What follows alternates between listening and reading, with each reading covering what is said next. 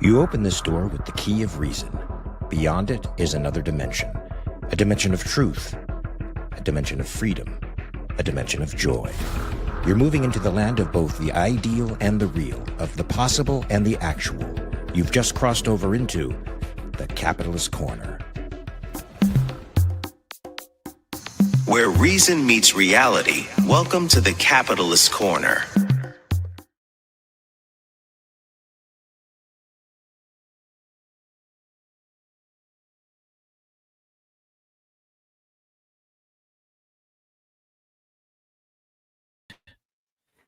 I apologize for the mute, folks. Welcome to the Capitalist Corner. I'm scheduled to debate a young man I met on Facebook. He is not here. Hopefully he will be soon.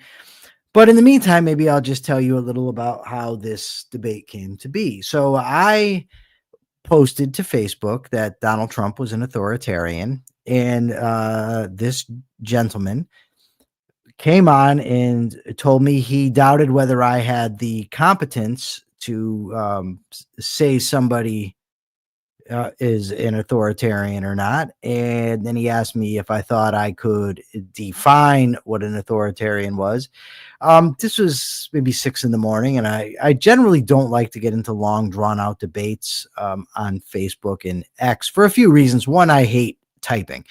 So I do not like to sit there and type my thoughts out. Plus, people can leave. They can, the conversation gets broken up. I just prefer to do it this way. But it was his tone, especially, that made me say, well, let's just debate. If you're going to question my competence, if you're going to say that I can't define a word, then let's just, get it going. Come on the show and we'll debate. And he agreed to do it. We initially scheduled for 2:15. Then he asked me if I could, rescheduled for 3:30. I said I could, but he's not here yet. And it's 3:34, and I've sent him a text that he has not answered. Perhaps I'll give him a ring and let's just see what he says. Maybe I did get stood up.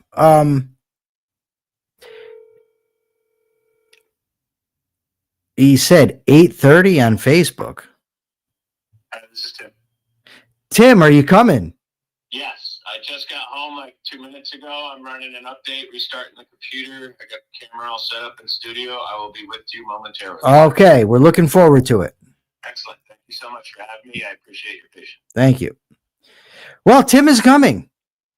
Tim is going to be here. He said, give him a few minutes and we're going to have a nice debate on the subject. I haven't had a chance to go over the rules with him, but I don't think they'll be too controversial.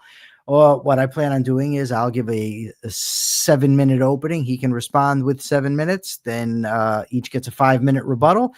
And then we can ask each other some polite questions and see, what happens with this debate. I'm just glad everybody's here. It's very nice of everybody to be here. I'm enjoying reading the I Like Numbers, says Daniel LaRusso's Gonna Fight. I hope you're an 80s guy. That is one of my all-time favorite movies. Some people say it's cheesy, it's corny, whatever. I think it's a great movie, very inspiring. Although I've always find it kind of ridiculous, this idea that this kid who's interested in karate moves across the country, and the town he moves to the high school is run by a bunch of karate toughs.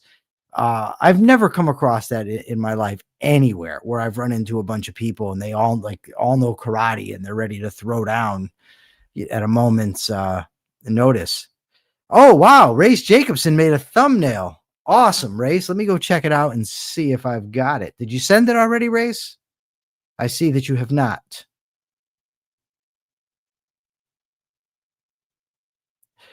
Deeper with Diego says, Mike, movies are not real. Thank you, Diego, for that. Race. Who is the real Donald Trump? That is freaking great. Race is a phenomenal thumb drive maker. I wish I could pay you, but unfortunately I'm broke. So I really can't I could barely pay for dinner. Probably not that funny, but it was funny in my head, and I guess I'm here alone, so that's all that really matters. I wish Tim would hurry up. Tim, hurry it on up, would you? The audience is getting restless. I don't think they're entertained right now. I've never seen a pizza sliced by default, but it works. Not sliced by default, but it works. I don't know what that means.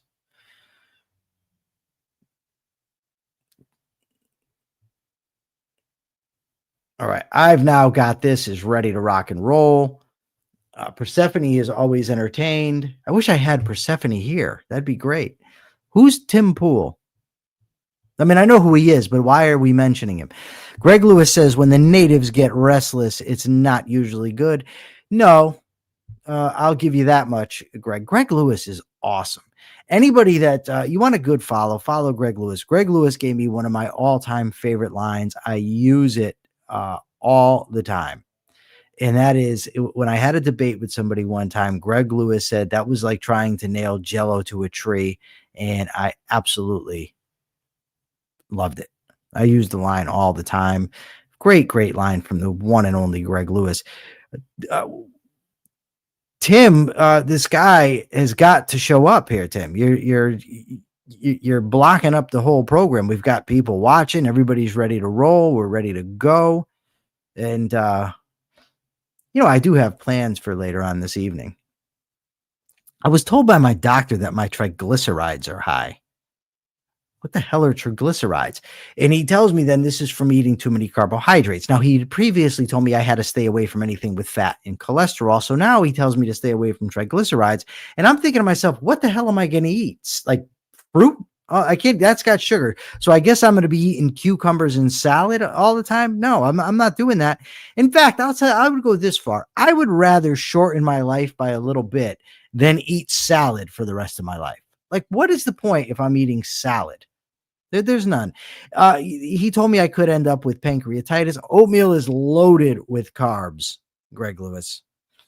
I need sugar for my brain. Whatever. I'm going to figure this whole thing out. I think that my triglycerides may have been high because I got my blood work done shortly after I had my birthday.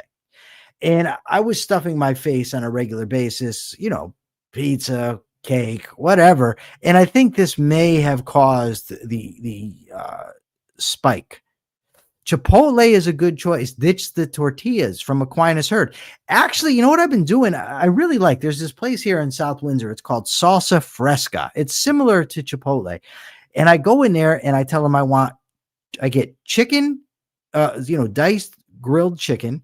And I throw in there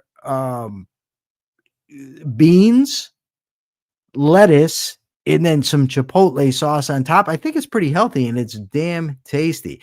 The lone dissenter said there are two crimes for which capital punishment I think should be allowed: tardiness and graffiti.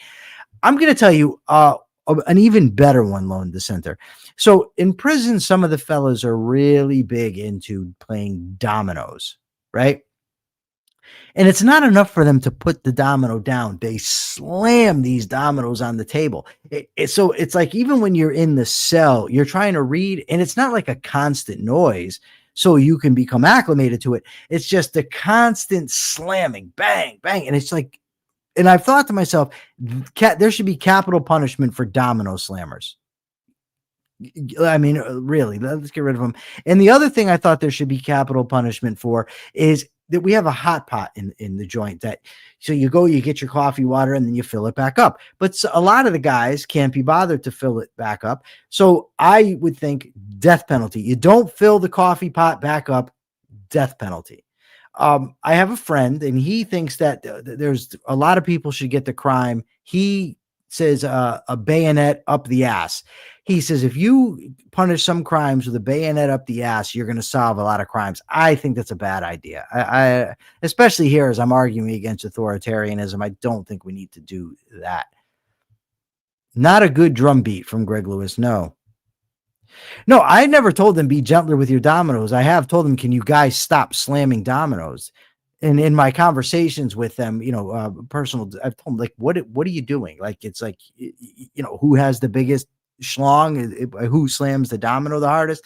Absolutely ridiculous. Totally ridiculous. Tim, you got to hurry up here because I'm running out of stuff to say. I'm going to tell you, though, if Tim doesn't show up, I'm just going to give my opening talk about why I think Trump is an authoritarian. And then the audience can come in. You can chime in with your questions, whatever. And, we'll see where it goes. But Tim he's causing a lot of problems here. Let me send old Timmy a text and tell him the natives are getting restless here. Tim Pool. No, it's not Tim Pool, Akira. I wish. I would love to debate Tim Pool. I'm very unimpressed with the things that guy posts, by the way. I've never watched the show. I do check him out on X. I follow him to see what he says. I'm never impressed with what he says.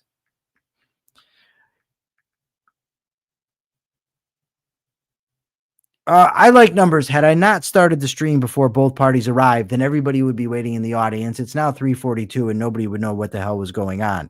That's why I started the stream before he got here.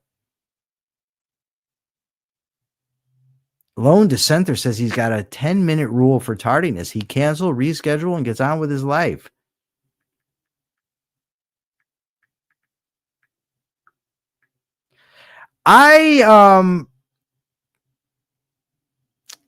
I tend to agree sometimes with that, Lone Dissenter, if it's in like an agreement type thing. But I want this debate. Like, this is something I really want to do. So I'm willing to extend some leniency as far as the timing. The guy rubbed me the wrong way. It's also a subject that I think is very, very important. To do, this debate. I think that Donald Trump is absolutely an authoritarian. I don't even think it's close. I can't even believe there's any doubt about it. I don't like what's going on in the country right now. Not that I would be happy if the other side was in. I'd probably be bitching about that too. You know what I mean? But so what? I mean, the whole point is you speak truth about power and to power. Biden was certainly somebody that is not going to adhere to the Constitution. He's certainly a collectivist. He's for big government. An authoritarian, I don't know, because he did allow himself some restraints. I don't think, put it this way, Biden did not have the authoritarian personality that Trump has. He's certainly a guy that's not concerned with individual rights, though, I'll tell you that much. But he was also, a little whacked up at the end there. So, maybe even at the beginning, I don't know. But I never was a fan of his anyway, even when he wasn't half out of his mind. But I'm going to call Tim again and say, dude, what am I supposed to do? The audience is ready to, what's the word I'm looking for here? Kill me. I wouldn't say kill me. I had another word in mind. It just wouldn't come. You know what I mean? Maybe put me in the stockade. I don't know. That sort of thing. Tim, I hope answers his phone here, though. There's going to be a mutiny on the Capitalist Corner. There's going to be a revolt. Maybe you'll make me walk the plank. Oh, well, Tim is now not answering. I'm going to give Tim 5 more minutes, I think. If Tim does not show up in 5 more minutes, folks, I am going to give a rant, my case against Trump, as to say why I think he's an authoritarian. And then, I'll be able to post it all over the place, and I won't have to keep making the argument about why I think he's an authoritarian. You know what I mean? Jenna Kleem. I hope I'm pronouncing that right. Kleem, not Kleem. Kleem. Race Jacobson says Trump has a more in-your-face authority. Tim is here. He has Tyrant Slayer Studios. My God. When you come out and you've got Tyrant Slayer Studios as your name, you better be ready to really kick some tyrant ass. And I'm going to give you a great quote from Aesop's Fables. A tyrant will always find a pretext for his tyranny. I'm going to bring him on. There you go. Tim, the audience is ready to string you up. They're pissed. They're going sick. They're yelling at me. It's a really tough day, all in all. So you call yourself the Tyrant Slayer. Do you have a name you want to introduce yourself on? Bye. Sure. My name is Tim Riley. I'm a local Connecticut resident, born and raised. I've become known more or less as the Tyrant Slayer here in the state of Connecticut for my work I wouldn't like to define myself as an activist, but I'm known as an activist. I'm more or less a journalist, trying to practice authentic investigative journalism, in which I hold our government on behalf of you and your children, as much as my own and I, accountable. I create transparency, accountability, and of course, when appropriate, liability. And I have successfully navigated as a sui juris or pro se litigant, if you will, here in the Connecticut judiciary, 8 cases. I'm undefeated. I'm very successful in what I'm doing. It's a very dangerous line of work, being a journalist here in Connecticut, but that's what I picked up during COVID, and I've been running with it since. It's been very turbulent. It's been very fruitful at times. It's also been very dangerous. But I digress. I appreciate everyone's patience today. I can't thank you enough for having me, and I'm not even sure how to express the gratitude. I'm a little nervous, totally unprepared. I like I'm going to tell you. So you have the name Tyrant Slayer, Tim. I fully intend to absolutely slay you in this debate. I'm going to be straight out with you. The way that you approached me online, I was not a fan. But you're being polite now, and I respect it. I like it a lot. I'm just telling you that I'm not going to take it easy. But these are the rules. I'm going to just see if you accept the rules of the debate. I'll speak for 7 minutes uninterrupted. Then you speak for 7 minutes uninterrupted. I'll get 5 minutes to respond. Then you get 5 minutes to respond, and then we can have a polite back and forth. How's that sound for you? That sounds outstanding. All right. Thanks for having me. Oh yeah, no problem at all. I when I first started texting with you, I mean Facebook and whatever it's called, messaging back and forth, I did not know that you were here in Connecticut. So did you listen to me on 1080 out of curiosity? Yeah, I've heard a number of your shows. I can't really pinpoint a specific context, but over the years, I've talked about you. My father's talked about you. Your name's Dad. come Who's up. your dad? Do I know your dad? No, he's just an obscure older man. We almost lost him 2 years ago. He's fortunate to be here. He did suffer a heart failure. To hear that. Oh, he's doing great. He's healthier now than ever, believe it or not. But yeah, your name's come up in a number of different conversations over the years. TIC's been a big part of my family's life. We've been listening since I was a child. I haven't been on the FM dial in a very long time. I mean, there's really nothing fruitful on there. So well, maybe we could get a cup radio. of coffee. I mean, I'm over here. I'm in South Windsor. So if you ever want to grab a cup of coffee, let me know. We can do it. There's no reason because we disagree about this. We can't be civil. All right. Exactly. And I got to say, before we get started, just real quick about Facebook, I do tend to come off crass. I mean, I think there's an oral discussion is going to be a lot more fruitful and a lot easier to navigate and understand. Whereas in writing and text, so many things, I've paid people compliments that have been misinterpreted into, wow, you're being a real jerk online. And it's like, listen, words are so convoluted. The language is really perverted today, and it's harder to understand somebody in writing. So perhaps maybe that was part of what you were sensing. I was being a little feisty. I thought I was being clever and perhaps like, a little facetious, but it rubbed you the wrong way. I'm just one way or another. I'm happy to be here.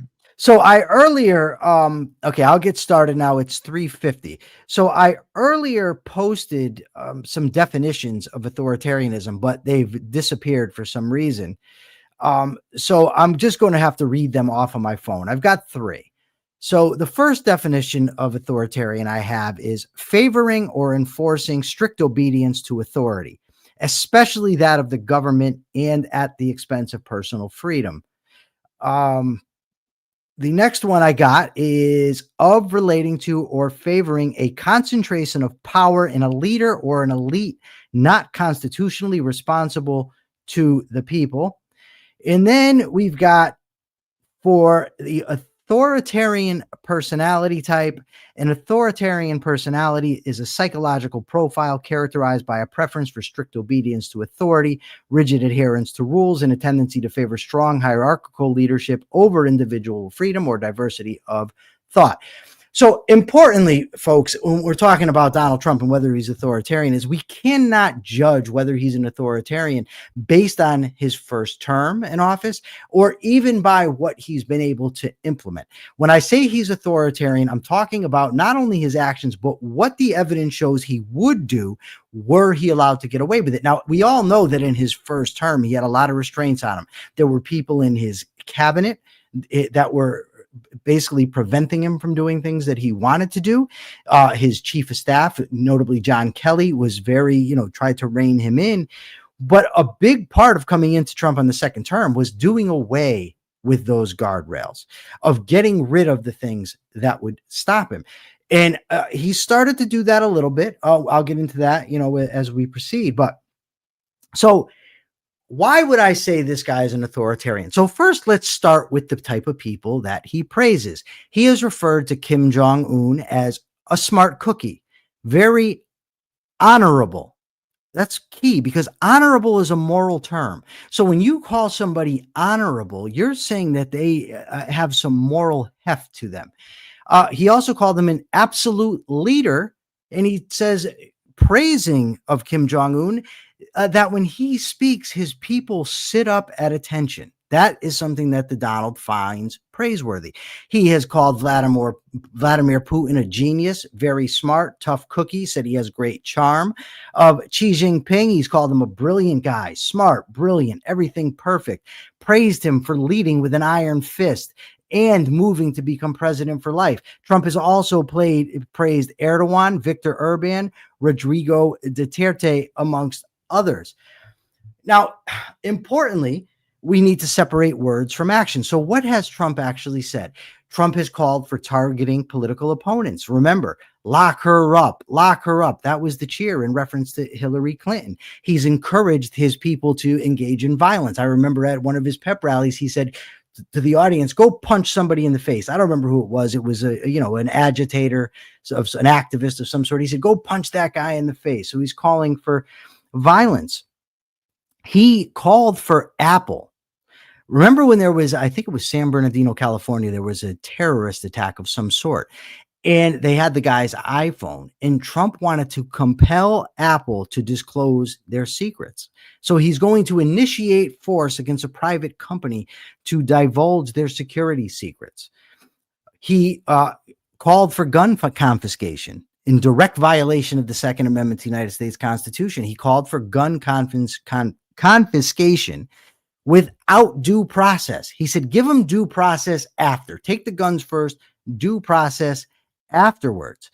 He has said that media outlets that are too critical of him should lose their licenses. He has called for ignoring court rulings. He supported the Kelo decision.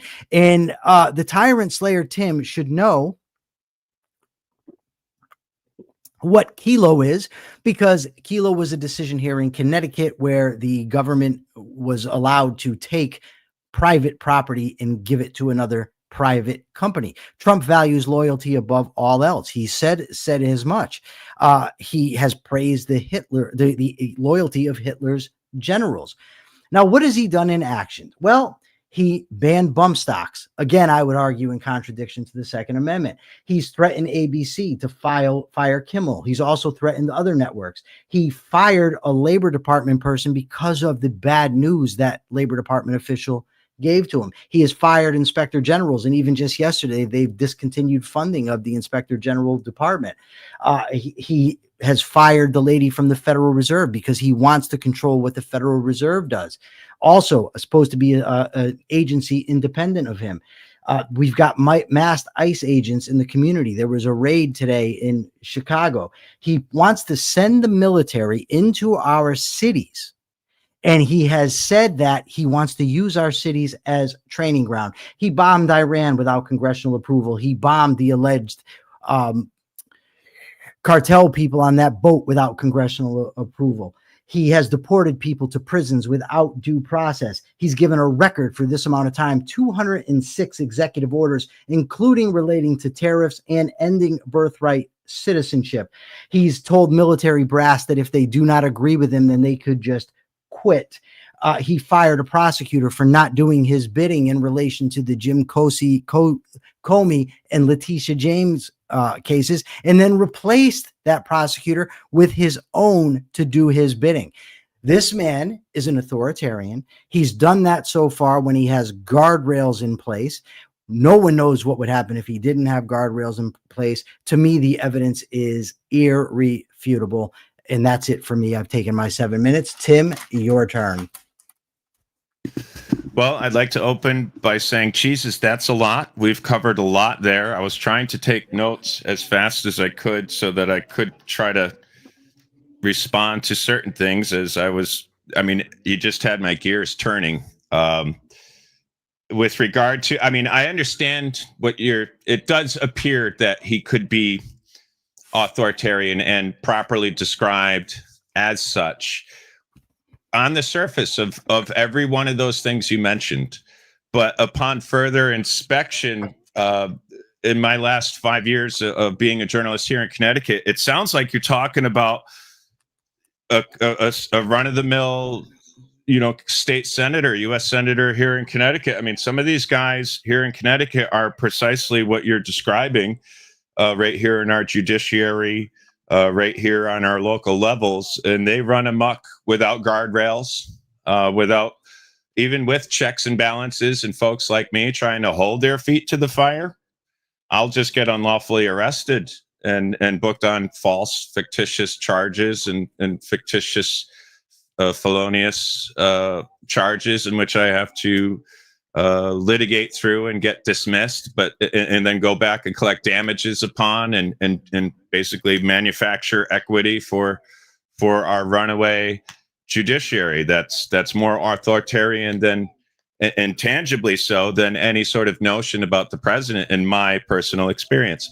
But as far as like executive orders go, the average American, I would even argue the average Connecticut citizen, doesn't know how the process of an executive order issued by the president even works, or how it's supposed to work, how things can't just be written into law via executive order out of thin air, like we saw in the Obama era. Respectfully, I'm not disparaging Barack Obama or anybody who voted for him by saying this, but what I am saying is he was infamous for having a magic pen and violating that process in which he would just make up new law and bypass Congress and bypass everything and sign with his magic pen an executive order that was not predicated on existing law, which would be more aligned with the notion of being authoritarian than it would with Donald Trump and his executive orders. Now, I have not examined all 206,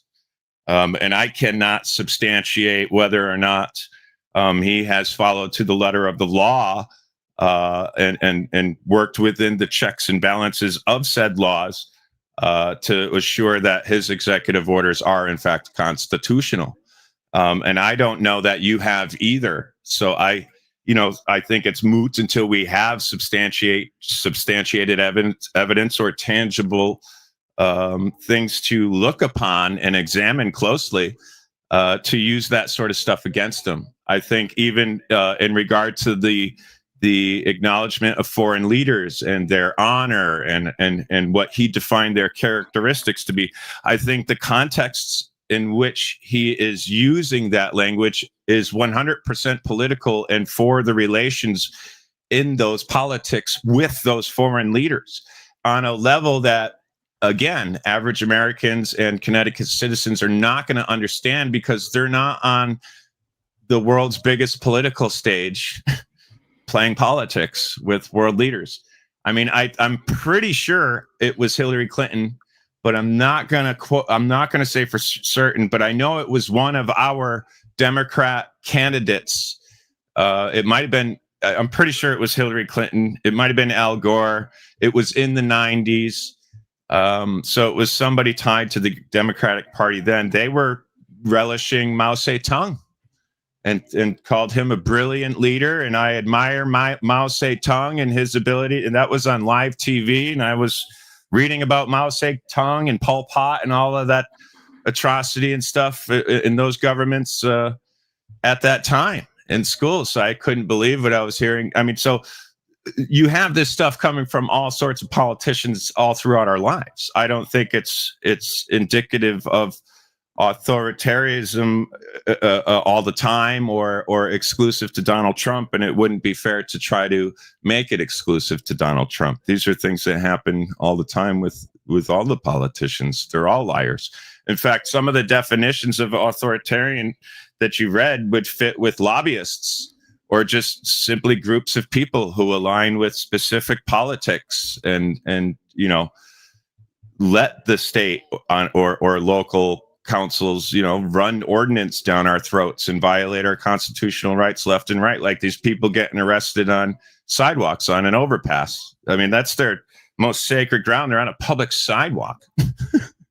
And you got state police in Connecticut who think they can go out and arrest these people. That's a huge problem. That's authoritarianism. That's the state usurping our constitutionally protected rights and criminalizing our constitutionally protected activities to generate equity for the racketeering, weaponized judiciary that is absolutely authoritarian in its day-to-day operations. You know, so Hitler's generals, you know, the world leaders, the stuff. I'm not sure. I don't know anything about the Labor Department firing, but I do have personal experience, legal experience with the IG office, and it is in the state of Connecticut. It's one of the biggest wastes of money we could be spending, or you know, hemorrhaging the public trough upon. It is an absolute joke. There is no recourse for the people with very serious concerns and very serious legal matters in the state of Connecticut in the IG's office. It's like lip service. There's almost like I don't want to get sidetracked, but there's this big misconception about the Attorney General of the state of Connecticut being someone we're all supposed to be able to turn to for help and things, and that's just not true. The Attorney General is going to defend the elements of the local and state government here in Connecticut who do violate you, who are authoritarian and do ignore the Constitution and usurp our laws and violate your civil rights, give you concussions, lock you up because they don't like your political alignments here in the state of Connecticut. There's people who don't get their mail delivered because you have members of the United States Postal Service in Connecticut who hate Donald Trump, who have it in their mind, it's too dangerous for me to deliver mail at someone who has a Trump sign in their yard, you know, with no provocation and stuff. So that I believe is more authoritarian. Is my 7 minutes up? It is. So first of all, you're saying much of what you said is just other politicians are tyrants too, or they're authoritarian too. The proposition that we're here to debate is Trump is an authoritarian. Very little of what you said actually contradicted the idea that Trump is an authoritarian. I wasn't a fan of Obama's executive orders. I'm not a fan of Biden's executive orders. I've never even supported a Democrat for president in my life. So the fact that other politicians might be authoritarian says nothing about whether Donald Trump's an authoritarian. It's entirely irrelevant. So probably 5 minutes of what you said, entirely irrelevant to the proposition or to the case I made. The couple things that you said were you said his praise of other leaders was political. Okay. Not all politicians do that, first of all, but that also contradicts what we know about him in his personal life and the actions that I talked about him doing. For instance, banning bump stocks, unleashing ICE on American cities, wanting to put the military in American cities, having a military parade, for instance. Those are things authoritarians do. So to say, well, he's just praising them for politics, there's zero evidence of that. Right. We do have evidence of his authoritarianism, as I presented in my opening statement. One thing that you said that I found very interesting was that out of these executive orders, the things that he's done, they're not unconstitutional, or we don't know. I don't know about 206 executive orders, but I do know this. Article 1, Section 8 gives Congress the power to tax, not the president. So when the president gives executive orders putting tariffs on goods on other countries, that's a violation of the Constitution. the Constitution of the United States also gives Congress the power to declare war. Where did Trump get the authority, for instance, to bomb Iran? Where did he get the authority to bomb the alleged cartel members that are on these boats? Unconstitutional. Birthright citizenship is granted in the 14th Amendment to the United States Constitution. Donald Trump gave an executive order undermining that. He also, by the way, and the executive order was a little kind of sketchy, but nonetheless, his aim was clearly to ban flag burning, which is also protected by the First Amendment to the United States. He has threatened media companies. That's also a violation of their First Amendment rights. So to say, well, he's not acting contrary to the Constitution, that's bunk. Also, his signature move, his signature issue, immigration, ICE agents in our cities. I will challenge you. I have my copy right here. Constitution. I will challenge you. Article 1, Section 8 is where Congress gets its authority. Article 2 is where the president gets his authority. Show me where, anywhere in there, the federal government is authorized to pass immigration laws. I didn't need 5 minutes. I took 3. I hope you're going to come with some substance to demonstrate that Trump is not an authoritarian. Tim, with all due respect, you came on to my Facebook page and said that you were going to question my competence to call Trump an authoritarian. You then told me, let's take it slow. I mean, so I really hope when you're arguing that Trump is not an authoritarian, you're going to come with better than but Obama, but Biden, and but the Connecticut Attorney General, none of whom I would ever defend. Go ahead, Tim. All right. So the reason why I don't think Trump is, okay, first of all, there's so many things I don't know how to start. The First Amendment violations. I agree with you. There have been some very questionable and very, you don't even have to question it. It's like the flag burning thing. I have a huge issue with that, but there's gray areas of the law that I'm still learning about tied to things like the Patriot Act, national security. These things going back to 2001 still play a major role in how the federal government is dispatching federal law enforcement around our country today, for example, or what's going on at the airports, there's stuff that is beyond our scope of awareness, I think, and it's not fair for me to pretend to know it all and say I have enough to say he's an authoritarian. He's a duly elected president. He has done things that seem very un-American, but I think the language of calling him an authoritarian is perverted. It's perverted. It's not accurate, because then all of those other people have to be defined that way too. And if they are, then I just find it kind of odd that they were never questioned any step through their tenure as a public official in a presidency position or any other.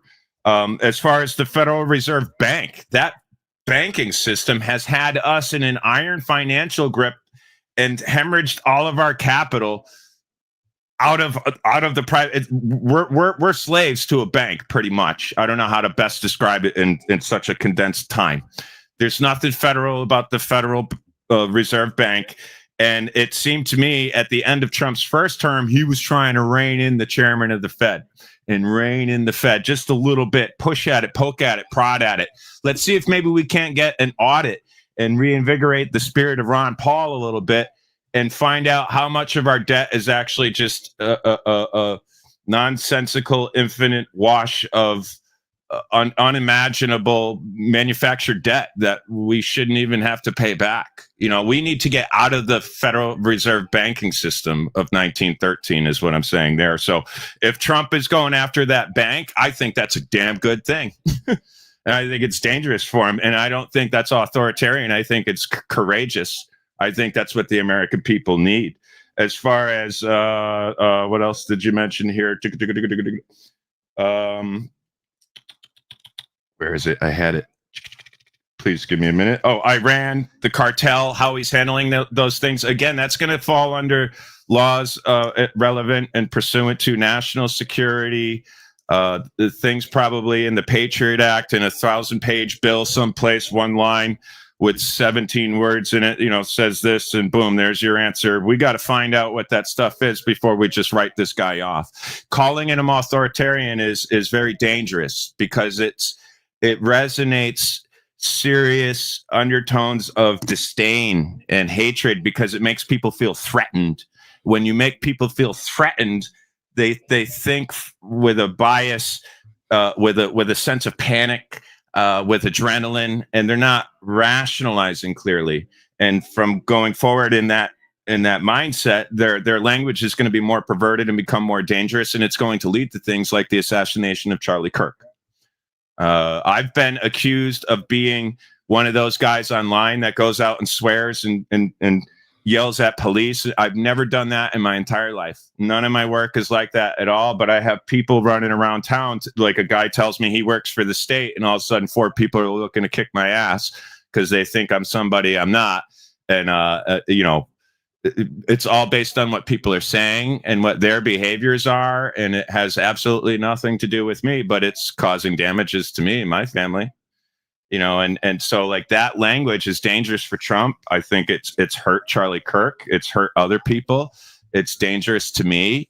When people run with language that's perverted like that, it's ethically wrong. It's unethical. I think it's morally questionable, ethically questionable. It's just not. It's not good journalism. There's different ways to articulate things, I think. And I think you and I could probably find a lot of creative ways to do that and clear up our language together. You can help me polish up my vocabulary, and I could help you polish up yours. And we together could create a new national narrative that everyone could resonate with and something that doesn't leave everyone with such a bad taste in their mouth. All right. So we're going to get a chance now for a little bit of a back and forth, Tim. So I have 2 questions that I want to ask you, actually. First of all, Trump is not trying to rein the Federal Reserve in. Trump is trying to get the Federal Reserve to put on the gas. Trump wants them to lower interest rates. That's the exact opposite of the type of thing that Ron Paul would say. But my question to you is this one, and this maybe get to the heart of it. You talk about perversion in language. First of all, my thinking is not if I tell the truth, somebody might be at risk. I'm telling the truth about somebody who's putting this country in danger. And whether other politicians do the same or not doesn't justify him doing it. And when Obama was in office, I said much of the same. But my question is this. You said that me calling him a tyrant, and then you could ask me a question next, by the way. You said me calling him not a tyrant, authoritarian, is unethical. Question for you, Tim. By what standard? It's ethically questionable, perhaps unethical. I did say unethical because we're in such a volatile and turbulent environment right now, not only politically, but spiritually, culturally, economically. Tim, hold on one second. I got it. Because I want you to understand what I'm asking you. I'm asking you, for instance, if a Muslim were to eat, if a Muslim were to see somebody eating pork, the Muslim says that's unethical. And if somebody says, by what criteria? The Muslim says it's in the Holy Quran, you don't do it. If you ask a Jew the same question, the Jew might say it's in the Torah, we're commanded not to do it. You just accused me of being unethical in my use of language. And I'm asking you, by what standard? By what criteria are you judging? The criteria of history. Authoritarians are known to be ruthless, dictatorial people who kill in mass numbers their own people. Tens of millions of people. Like, why is that wrong, Tim? Why is that wrong? Because our government is not murdering its own people. It's often called racist and bigoted and authoritarian just simply because it's trying to enforce laws. Okay, so Donald Trump, you still haven't answered my question. You're saying by history, and you're assuming things are bad, but you're not telling me how you know they're bad or why they're bad. But the question I'm asking, but the problem here is what you just said is Donald Trump is going to unleash the military on the American people. He said so. So you don't think that anybody is going to get killed And then you're not going to say our government doesn't kill its own people when you're going to put the military, who doesn't understand the rules of civil engagement like the police do. You're sending the military into our cities unconstitutionally, by the way. So I don't know how that's a defense. You still haven't answered my question about how you judge something to be right or wrong. But now, but anyways, you can ask me whatever you want now. Well, it's a rebuttal. It's unethical to call someone, to equate someone to someone like Mao Zedong, Pol Pot. I didn't do that. Lenin, Stalin. Well, when you say authoritarian, the average American thinks of those people. They don't know the history you know. They're not studying the things you're studying every day, or trying to promote conversation and discussion. They're busy working, or they're busy trying to get their degrees, whatever. They don't have time for that shit. So when they hear dictator, when they hear he's a Nazi, they think Nazi Germany. That's what's unethical about it. But Tim, we're here to discuss whether Trump was an authoritarian. I've never once called him a Nazi. I haven't called him a fascist. I haven't called him a dictator. I've said he's an authoritarian. So if you're going to refute me, stick to what I'm saying. Don't come at me. I'm not calling anybody a Nazi. I said he's an authoritarian, and I made the case. I'm saying what you're saying. It leads to those things in the audience, like around Connecticut, around the nation. When you say authoritarian, it doesn't mean to a percentage of your listeners what it means to you. What that percentage is, I don't know. But when someone says he's an authoritarian, they're going to equate that to Hitler. Because he's also been called a Nazi for the last. That's not fair. He's been called a Nazi. I think it's because of I'm going to emphasize it's the environment we're in and the perverted language that's been used for so long. Okay, so your argument boils down to then, despite it being true, I shouldn't call Trump an authoritarian because somebody else might mistake what I'm saying and think it means something that it doesn't. No, I'm not saying you shouldn't say you can say whatever you want. I support you in saying anything you want, as long as what you're saying doesn't contain any words of violence, like no fighting words. You're not threatening anybody. You can say whatever you want. That's the beauty about the First Amendment. I think perhaps I used the wrong words. Let me renege and say it's not. I'll take ethical or unethical out of the equation. I'll say it's irresponsible, given the awareness that we have in our collective consciousness of how turbulent our environment is right now. Everybody's ready to. There's people out there that want to hurt other people. Because of their political alignments. And it's because of the language that is being used to define people aligned with certain politics or certain social standards or certain economic status or certain sexual status. It's gotten into everything. So Tim, I understand that, but I want to let you ask me a question, but I don't understand this. I use words as what their meaning is when I communicate. That's what I do for a living, is communicate. So I want to communicate exactly what I mean. So I use words exactly as they're defined, right? But you want me to mind read and say, because somebody else might misunderstand the word, I'm not supposed to use the correct word, even though I think the danger from Donald Trump is far bigger than it is from Michael Liebowitz using the word authoritarian. And somebody asked in the chat, what about the words that Trump uses in his tweets? I mean, do you have an issue with that? Well, but I want you to ask me a question. You get to ask me a question anyways. Well, you're good. This is very healthy for both you and I and the audience. I would like to share this with my audience, first of all. So I guess my first question is, may I share this with my audience as well? Absolutely. You can share this with whomever you want. Okay. I gave you the link to share it. I don't know if you saw it, but I sent it to you. You did. I was just so pressed for time today. Any sort of guy trying to get into the world of comedy. I didn't get enough sleep. I woke up a little too late. I condensed 8 hours worth of work into 4.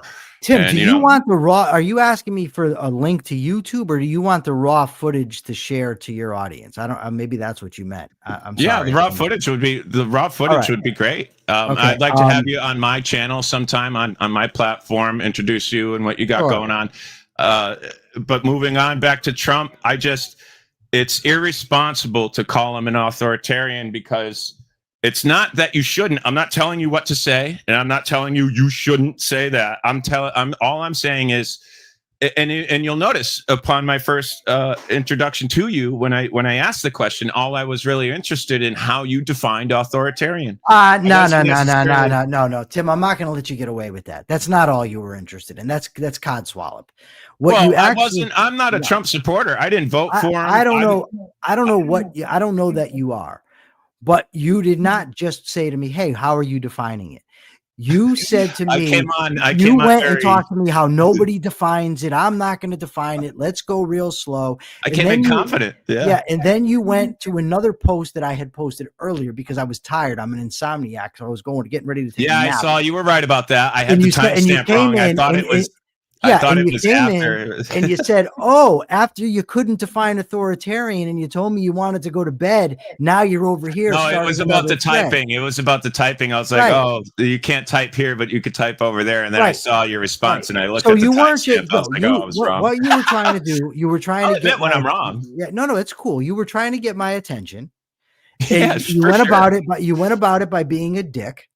I wouldn't say dick. But you're not being a dick now. I mean, I'm not like going to hate you for the rest of my life. Of course. Listen, I wouldn't say I was being a dick. I would say I was being a little cynical, a little overboard with the confidence, a little to get your attention. Absolutely. I absolutely wanted your attention because I thought there was an opportunity there for you to actually define. I knew you could define what an authoritarian is. I didn't think you couldn't. Think I could. You questioned my confidence. But it's good for the people that are reading. Like someone's going to salivate over when you're going to respond to something. They're going to be like, "Oh, did you see what this person said? I can't wait to see what he says in response." I was trying to do you a service, Tim. What you could have done is just if you wanted my attention in the future, you just be nice.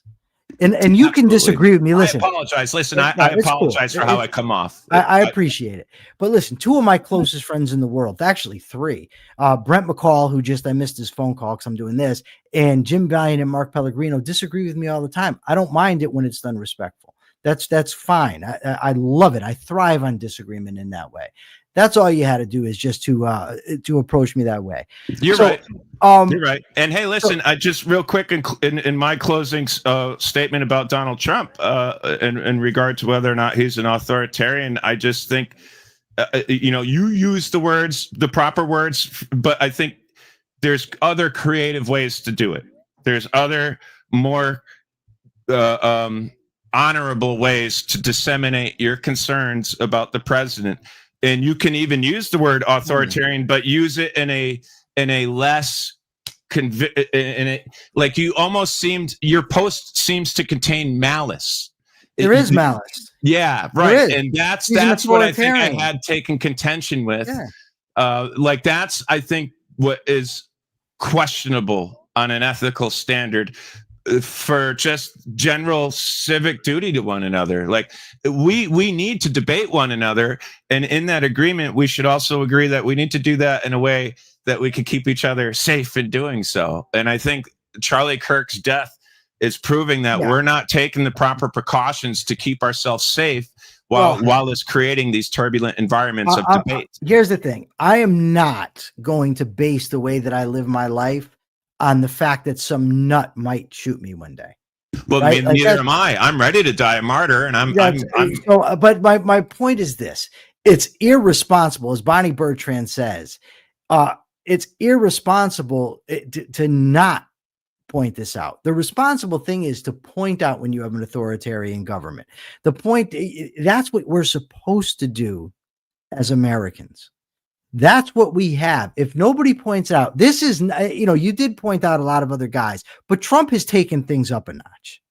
Well, I also think it's important to take our focus off of the national scale because we're so obscure out here in Connecticut. We really can't do anything about Okay. it. But talk. Maybe there was So no it's malice. like on a local level, Hold you on. and I could put those things into real motion and I make real have changes to- locally. I have to correct myself, I think, because I said I did have malice, but I'm maybe not understanding what the, okay. No, I do not have malice. Thank you for pointing that out to me. I like numbers. I didn't know that malice entailed the desire to cause harm. The only harm I intend to cause Donald Trump is just getting him out of office. I would like him to be, once now, his who term would you is like up, to see replace Donald Trump? That's a good question I'd like to ask. Who do you have in mind? Who do you think might be in the wings that could? Nobody. There's nobody Right. now. There is nobody. But I'll tell you what, in 2012, Ron Paul was on the scene. In 2016, Rand Paul was on the scene. So I didn't like Rand Paul. I thought he was Ron Paul was great. He was like a modern day JFK, my man. I wanted to see that happen, and he got totally blacked out of all the media. And in 2016, I also supported Ted Cruz. I wouldn't now, but Herman Munster's grandfather. Yeah, the problem. My point is here is not. I don't. That's part of the problem is that there's no good options. Right. That's not a win. So let me ask you this. With the relationship you've built over the years in your profession, have you considered running for public office? Have you considered running for county commissioner, for example? Sure. I don't have the money to do it. It costs money to do. I don't have it. I don't have the money to do it. And it's also a hellified time investment for somebody that's not yet 3 years out of prison and is trying to build a life. It's a lot to do it. I've considered it. Yeah, I saw something that made me very interested. You said something very specific about the prison system, and I have various specifics about our prison system, tangible stuff that you and I should probably look over together. Okay. Well, why don't we do this? You can reach out to me. I'll come on your show. We can talk about the prison system. More than happy to do it. But we've been here at it for an hour. I think that I've demonstrated to you that I am competent to discuss this issue. Yeah, that much is for sure. I'm sorry. Next time, sorry. You're a nice guy, man. You're a nice guy. Just be your nice guy. You don't have to try to be the provocative guy. Tim, listen, I appreciate it. I appreciate you coming on. You did have the guts to do the debate. I respect that much.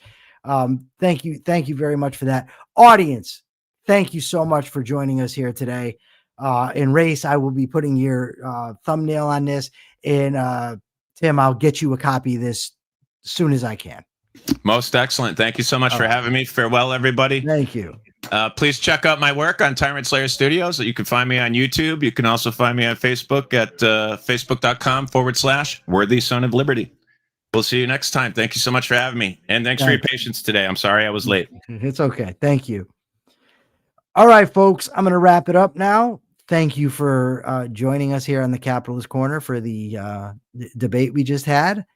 Remember, go to YouTube. Let me know in the comments how you think I did. Let me know what, how Tim did, how I could have handled it better, whatever. Just go there and comment. Really appreciate it. See everybody back on the Capitalist Corner tomorrow. Remember, it's tomorrow. We're back at our normal time, 12 Eastern, 9 Pacific. And tomorrow, by the way, big treat. The great Jim Valiant will be with me tomorrow. So be there or be square. And remember, always check your premises. Peace.